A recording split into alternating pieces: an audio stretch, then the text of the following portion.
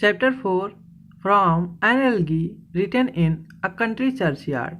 Thomas Gray Part 2. इस stanza में कवि हमसे कहता है कि let not ambition mock their useful toil. हमें उन गरीब अशिक्षित व्यक्तियों का मजाक नहीं उड़ाना चाहिए। उनके द्वारा किए गए महत्वाकांक्षी कठिन परिश्रम वाले कार्यों का मजाक नहीं उड़ाना चाहिए। दियर होमली जॉयज, और हमें उन गरीब व्यक्तियों के साधारण से आनंद का भी मजाक नहीं उड़ाना चाहिए। एंड डेंसिटी ऑब्सक्योर, और उनके भाग्य का भी मजाक नहीं उड़ाना चाहिए कि वे गरीब हैं। Nor grandeur hear with a disdainful smile, और न ही हमें उन्हें एक तुच्छ दृष्टि से देखकर उनके ऊपर हमें मुस्कुराना चाहिए। The short and simple annuls of the poor, और हमें उनके साधारण से इतिहास का भी मजाक नहीं उड़ाना चाहिए। Stanza 5 the boast of heraldry. इसमें कवि कहता है कि जो व्यक्ति कुलीन वर्ग में जन्म लेने का दिखावा करते हैं, द पंप ऑफ पावर, अपने शक्ति का प्रदर्शन करते हैं, एंड ऑल द ब्यूटी, और अपनी सुंदरता का प्रदर्शन करते हैं, all the wealth over gave, और अपने ताकत के द्वारा जमा की गई संपत्तियों का प्रदर्शन करते हैं। ऐसे व्यक्ति कभी मृत्यु से भाग नहीं सकते। Awaits like the inevitable hour, किसी भी व्यक्ति का जीवन कितना भी महान क्यों ना हो, वह एक दिन सारी महानता कब्र तक लेकर जाएगी।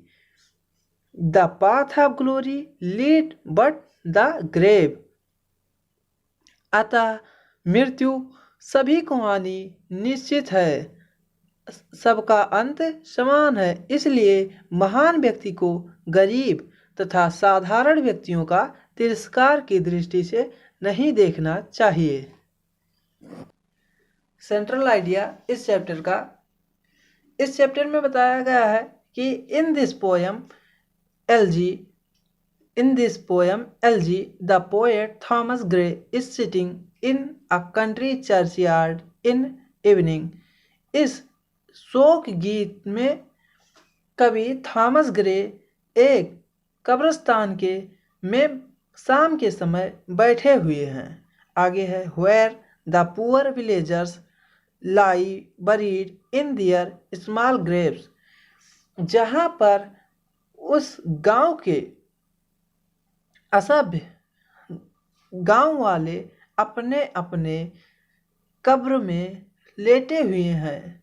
दे are very poor simple and uneducated people, वे बहुत गरीब और साधारण तथा अशिक्षित लोग हैं। The day is going to be ended, दिन समाप्त होने वाली है।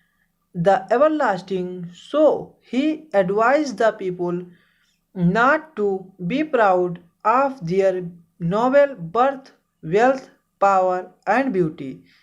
इसमें वह उन लोगों को सलाह देते हैं कि उन्हें अपने अच्छे कुलीन वर्ग में जन्म लेने का, अपने धन का, अपनी शक्ति का और अपनी सुंदरता का घमंड नहीं करना चाहिए। Death is sure to come everyone, मृत्यु सभी को आनी निश्चित है। All have to die one day, सभी को एक दिन मरना है। The end of our life journey is death which is certain to all, हमारे जीवन की अंतिम यात्रा मृत्यु है, which is certain to all, जो कि सभी को आनी निश्चित है। धन्यवाद।